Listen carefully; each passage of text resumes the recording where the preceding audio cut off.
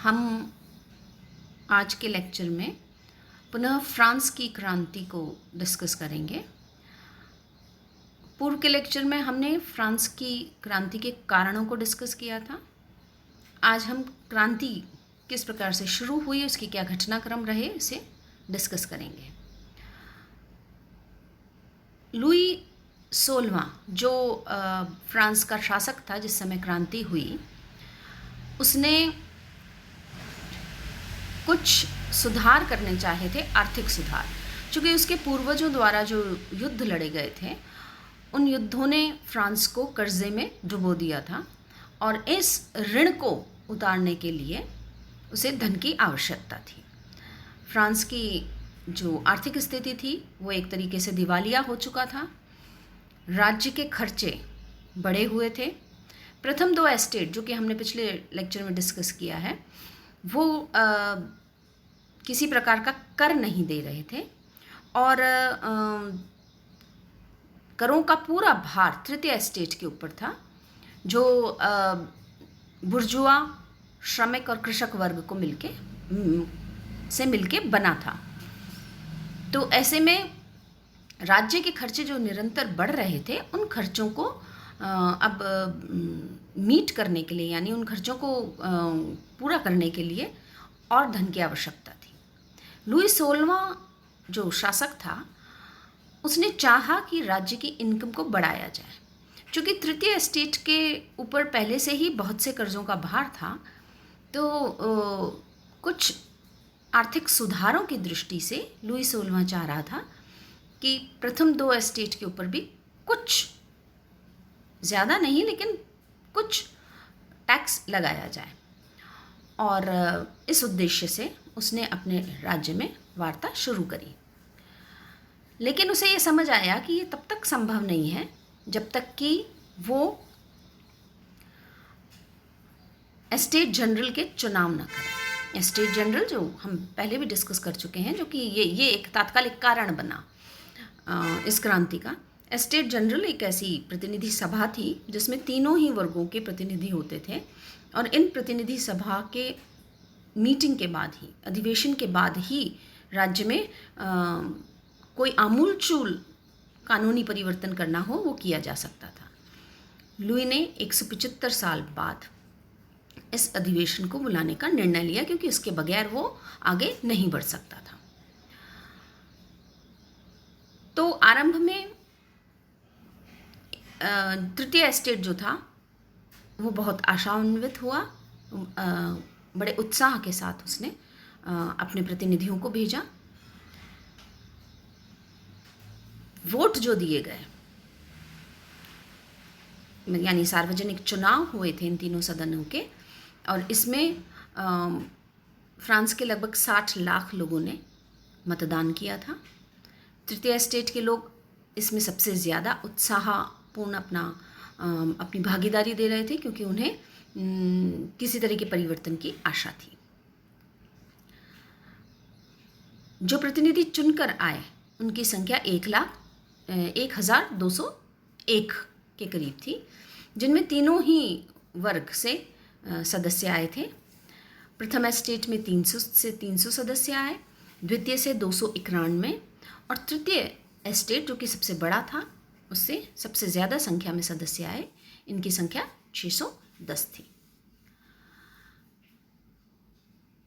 ये जब चुनाव हो रहे थे तो उस दौरान फ्रांस के विभिन्न क्षेत्रों के लोगों ने अपने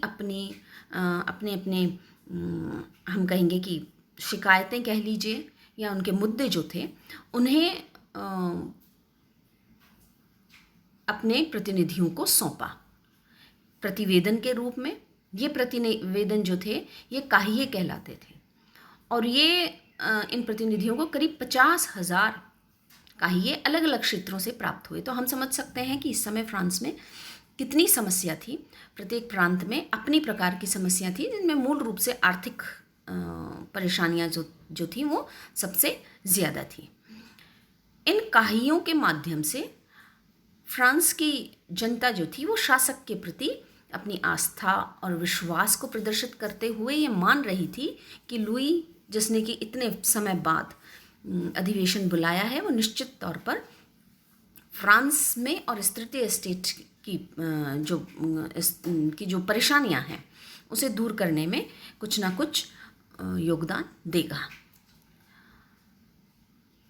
लेकिन प्रथम वर्ग के जो सदस्य थे यानी पादरी वर्ग और कुलीन वर्ग जो था वो किसी भी तरह के परिवर्तन के खिलाफ थे। वो कोई संवैधानिक परिवर्तन नहीं चाह रहे थे। दूसरी तरफ हम देखते हैं कि तृतीय एस्टेट तो इसी उद्देश्य के साथ इस संपूर्ण प्रक्रिया में भाग ले रहा था कि कोई ना कोई परिवर्तन होगा। लुई चाहता था कि वोटिंग जो है यानी अब जो प्रतिनिधि चुन के आ गए थे उन प्रतिनिधियों से वोटिंग करवाई जाए और उस के आधार पर फिर आगे निर्णय लिया जाए। तो वो चाह रहा था कि परंपरागत तरीके से वोटिंग हो, लेकिन तृतीय एस्टेट ने इसका विरोध किया। अब ये परंपरागत तरीका क्या था?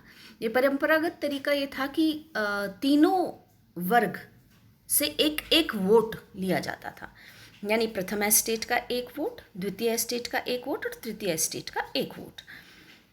ये जो तीनों वर्ग थे ये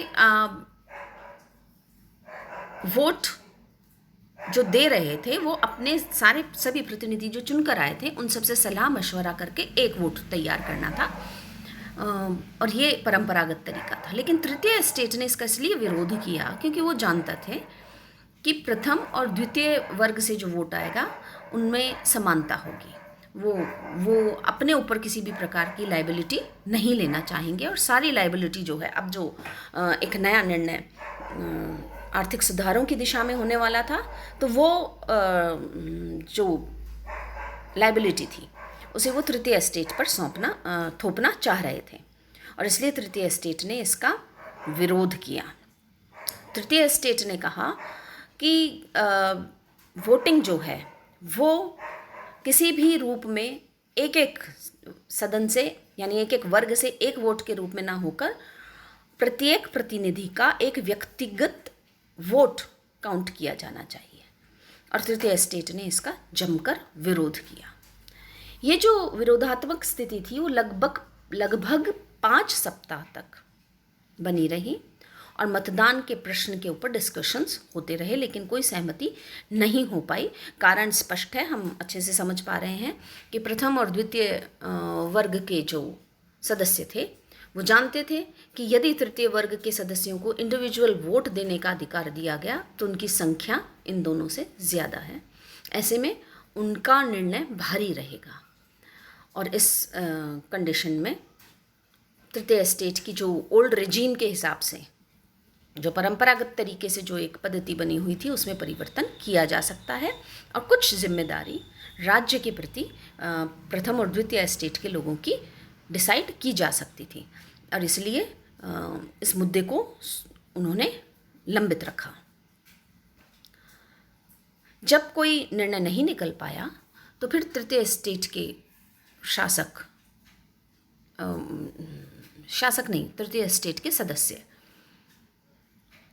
परेशान हुए और उन्होंने अंततः निर्णय लिया। 17 जून 1789 को इन सभी प्रतिनिधियों ने अपने सदन को, जो चुन के जो प्रतिनिधि आया था वो सदन जो था उसको राष्ट्रीय महासभा के नाम से स्थापित कर दिया, उसे राष्ट्रीय महासभा घोषित कर दिया और कहा कि अन्य 2 जो एस्टेट हैं उसके प्रतिनिधि भी इसका भाग बन सकते हैं। ये जो घोषणा थी यानी राष्ट्रीय महासभा की जो घोषणा 17 जून 1789 को की गई, ये क्रांति की शुरुआत मानी जा सकती है।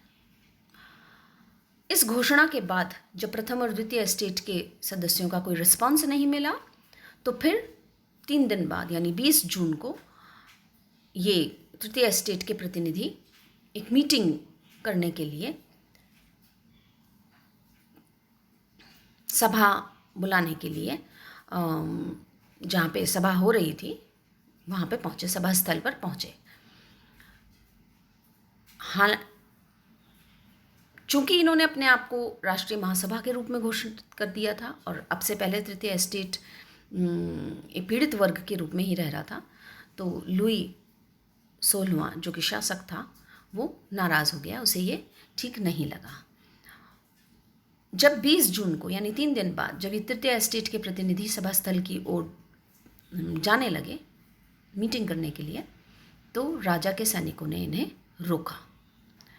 और चूंकि राजा के सैनिकों ने इनका विरोध किया तो फिर ये स्पष्ट हो गया कि राजा इस सभा को अस्वीकृत कर रही है, इसको वो लीगल नहीं मान रही है। ऐसे में तृतीय एस्टेट के प्रतिनिधि जो थे वो वहाँ से निकले और एक अन्य स्थान पर गए, एक अन्य मैदान में गए जहाँ पे टेनिस खेला जाता था, और वहाँ पे ये एकत्रित हुए। इन्होंने वहाँ इकट्ठे होकर एक सम्मेलन किया, और ये सम्मेलन, इस सम्मेलन में इन्होंने एक शपथ ली जो टेनिस कोर्ट की शपथ के नाम से जानी जाती है। इस शपथ के अंतर्गत इन्होंने ये कहा कि ये उस समय तक अलग नहीं होंगे, यानी डिस्पर्स नहीं होंगे, जब तक कि राज्य का संविधान स्थापित नहीं हो जाता। यानी क्रांति की शुरुआत हो गई थी और अब तृतीय एस्टेट ने ये स्पष्ट कर दिया था कि वो फ्रांस में एक संवैधानिक सरकार चाहती है। कुल मिलाकर हम ये कह सकते हैं कि इस राष्ट्रीय महासभा ने, तृतीय एस्टेट के प्रतिनिधियों ने जिस राष्ट्रीय महासभा का निर्माण किया था, उस राष्ट्रीय महासभा ने फ्रांस में संवैधानिक सरकार का निर्माण करने का कार्य जो था वो अपने हाथों में ले लिया। और टेनिस कोर्ट की शपथ से क्रांति की वास्तविक शुरुआत हुई, क्योंकि ये शासक के विरोध में या जो परंपरागत सिस्टम चला आ रहा था उसके विरोध में एक महत्वपूर्ण कदम था। लुई के सामने अब कोई और रास्ता नहीं रहा, क्योंकि तृतीय एस्टेट विद्रोह कर चुका था और वो डटा हुआ था मैदान में। वो या तो इनका सैनिक शक्ति से दमन कर देता, और ऐसा करता वो तो वो अपने लिए परेशानियां उत्पन्न कर सकता था, क्योंकि तृतीय एस्टेट एक बहुत बड़ा भाग था संपूर्ण फ्रांस की जनता का। साथ ही साथ वो कोई नया विद्रोह नहीं खड़ा करना चाह रहा था फ्रांस में, क्योंकि उसे राज्य की वित्तीय समस्या का समाधान ढूंढना था। ऐसा करके, यानी तृतीय एस्टेट के ऊपर सैनिक आक्रमण करके वो अपनी इस समस्या को सुलझा नहीं सकता था। वो ये जानता था कि राज्य की वित्तीय समस्या जो है वो तृतीय एस्टेट के सहयोग से ही सुलझ सकती है, क्योंकि वही सबसे ज़्यादा टैक्स दे रहे थे। विरोध की स्थिति में वो जो टैक्स दे रहे थे वो भी देना बंद कर सकते थे। हम देखते हैं कि प्रथम और द्वितीय एस्टेट के कुछ लोग जो कि अपने ही वर्ग में पीड़ित थे, जिनमें भेदभाव था, जैसे पादरी वर्ग की हम बात करें तो उसमें जो निम्न पादरी वर्ग था उसके पास कुछ अधिकारों की कमी थी। उसी तरीके से द्वितीय एस्टेट के अंदर जो नोबिलिटी ऑफ रोब्स थी, वस्त्रों के जो नोबल्स थे, उन्हें भी कुछ अधिकार पूरे नहीं दिए जा रहे थे। इनमें से कुछ लोग ऐसे भी थे जो उदारवादी थे और उन्हें जो व्यवस्था बनी हुई थी उसमें परिवर्तन देखना था। तो ये कुछ ऐसे लोग राष्ट्रीय महासभा की कार्यवाहियों में अपनी भागीदारी देने लगे। अंततः शासक के पास, लुई के पास और कोई बहुत ऑप्शन नहीं था, तो वो हठधर्मी तो रहा, लेकिन उसे नेशनल काउंसिल के सामने झुकना पड़ा और उसने तीनों एस्टेट के प्रतिनिधियों को मिलाकर एक नेशनल कॉन्स्टिट्यूएंट असेंबली, राष्ट्रीय संवैधानिक महासभा का निर्माण किया, या कहें कि उसकी एक इकाई को स्वीकार कर लिया और प्रत्येक प्रतिनिधि को जो कि चुनकर आए थे उनको व्यक्तिगत वोट देने का अधिकार स्वीकार किया।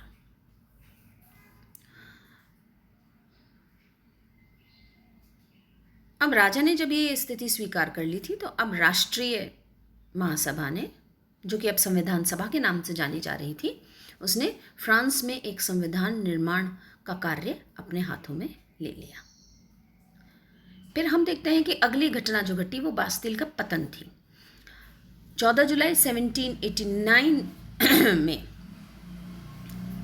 ये घटना घटी थी। वर्साई में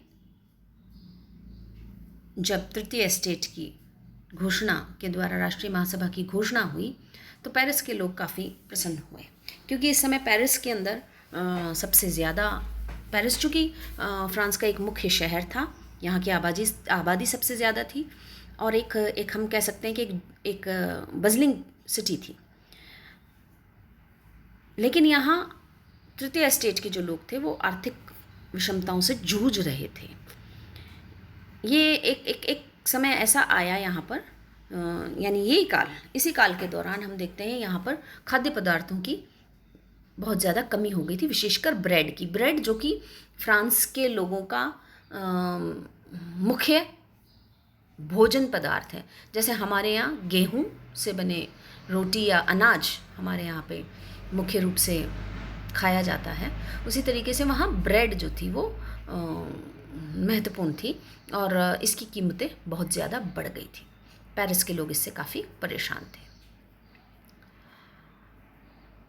दूसरी तरफ लुई ने भी, चूँकि वो अप्रसन्न था, वो इस परिस्थिति से बहुत खुश नहीं था, तो उसने अपनी सेना को वर्साई और पेरिस के आसपास इकट्ठा करना शुरू कर दिया था। उसका उद्देश्य बहुत स्पष्ट नहीं था, लेकिन फिर भी राष्ट्रीय महासभा के सदस्य और अन्य लोगों को आशंका होने लगी थी, तो एक तरीके से तनाव की स्थिति बनने लगी थी। पेरिस में जब जनसभा आयोजित की गई तो जो भीड़ इकट्ठी हुई थी, क्योंकि वो बहुत सारे कारणों से परेशान थी जो हम ऑलरेडी डिस्कस कर चुके हैं, तो ये भीड़ उग्र हो गई और इस उग्रता में इस भीड़ ने भोजन और शस्त्रों की दुकानों को लूटना प्रारंभ कर दिया। 14 जुलाई 1789 को ये भीड़ की जो एक टुकड़ी थी, यानी ये भीड़ जो थी वो एक झुंड के रूप में बास्तिल की शाही गढ़ी पर, जो दुर्ग था, उस पर चढ़ गई। चूँकि इनने अस्त्र शस्त्रों को लूट लिया था, इनके पास शस्त्र भी थे, तो ये इस गढ़ी के ऊपर उसने आक्रमण कर दिया और ये बास्तिल का जो फोर्ट था वो इनके अधिकार में आ गया। ये पहला हिंसक कदम था जो कि पेरिस की जनता द्वारा उठाया गया था। मूल रूप से ये भुखमरी की वजह से, बढ़ती हुई कीमतों की वजह से शासक के प्रति उनका एक आक्रोश था।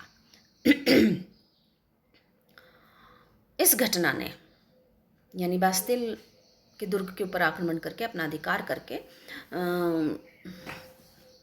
फ्रांसीसी जनता ने ये स्पष्ट कर दिया था कि फ्रांस में शाही निरंकुशता का जो लंबा शासन चला आ रहा था वो करीब करीब समाप्ति की ओर आ गया था। राष्ट्रीय महासभा को सभी राजनीतिक अधिकार हस्तांतरित हो गए थे।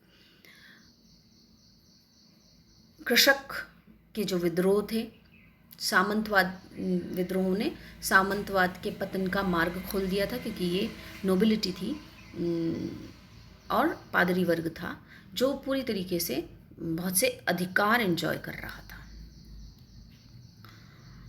अब पेरिस में एक शाही नियंत्रण से मुक्त, यानी राजा का उसमें कोई लेना देना नहीं रहा, एक नई स्थानीय सरकार कम्यून के नाम से जानी गई, इसका गठन किया गया। फिर एक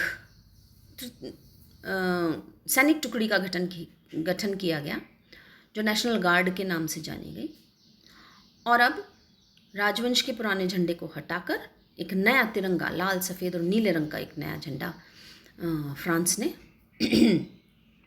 की जनता ने अपना लिया था। पेरिस का जो नगरीय प्रशासन था उसमें परिवर्तन हो गया और फिर इस घटनाक्रम के 3 दिन बाद लुई को पेरिस में लाया गया अपने परिवार के सदस्यों के साथ, और उसने बहुत ही कष्टकारक तरीके से, यानी अस्वीकृति का भाव रखते हुए इन परिवर्तनों को स्वीकृति दी, यानी इन्हें स्वीकारा। उसके पास अन्य कोई चारा रहा ही नहीं था। जैसे ही बास्तिल के पतन की खबर फ्रांस के अन्य क्षेत्रों में पहुंची, जनता सभी जगह उग्र हो गई, क्योंकि सभी क्षेत्रों में परेशानियां एक सी थी। उन्होंने अपने अपने क्षेत्रों के जो सामंती महल थे उनके ऊपर आक्रमण किया। तो हम जैसा कि पूर्व में अभी डिस्कस कर रहे थे कि सामंत कृषक आंदोलनों ने सामंतवाद के पतन को बढ़ावा दिया, वो होने लगा था। क्रांति फ्रांस के दूर दूर के क्षेत्रों तक पहुंच गई थी। कई स्थानों पे बिशप और मठ, बिशप यानी जो उनके धार्मिक अधिकारी थे, उनको भी लूटा गया। और अब हम देखते हैं कि ओल्ड रेजिम, जो पारंपरिक ढांचा था, वो फ्रांस में चरमराने लगा था। और जनता ने जैसा अलग अलग जगह विद्रोह किया, वैसे ही उन्होंने अपने अपने क्षेत्रों में स्थानीय सरकारों का गठन कर लिया था। एक और घटनाक्रम जो इस क्रांति में एक महत्वपूर्ण कदम था, वो वर्साई की ओर महिलाओं का प्रयाण। वर्साई वो क्षेत्र था जहाँ शासक का महल था, यानी पेरिस में ना रहकर राजा ने अपने लिए, लुई 14 ने अपने लिए एक नया महल बनवाया था। और ये पेरिस से दूर शांति में ऐशो आराम और शान शौकत से रह रहा था।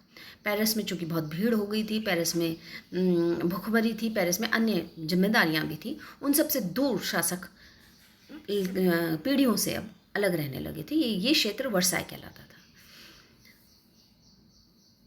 लुई की जो पत्नी थी, लुई 16वें की पत्नी लुई मैरी एंटोनिया,